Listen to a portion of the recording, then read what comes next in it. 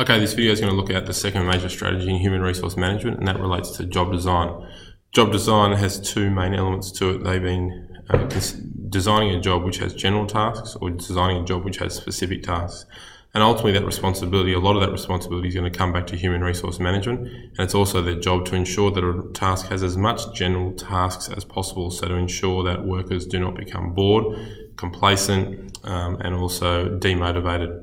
So job design, to define it, would be to say the number, kind and variety of tasks that a worker is expected to carry out in the course of performing their job.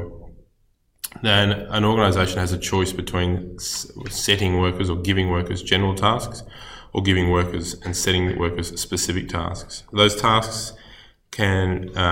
specific tasks will often be very repetitive in nature, and the downside to that is that you often have workers becoming demotivated, choosing not to carry out those tasks, and that can lead to repercussions such as high errors and potential lack of staff motivation, which can also lead to high levels of staff absenteeism as a repercussion.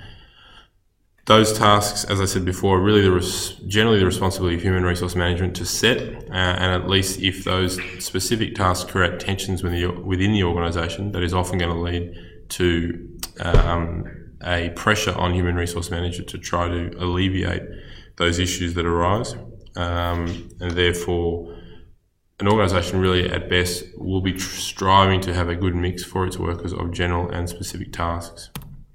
You can see a couple of pictures here that show jobs that are fairly specific or narrow and repetitive versus this person here who looks like he's carrying out a number of general jobs all at the same time, which generally is going to be more motivating and lead to a high quality of output.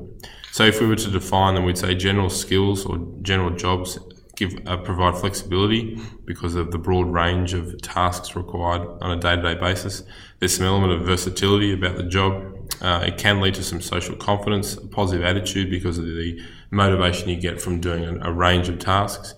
And also the ability inherent in general tasks is generally a need to work as part of a team, so the team can carry out a number of tasks at the same time. Whereas specific skills generally relate to jobs that are highly specialised.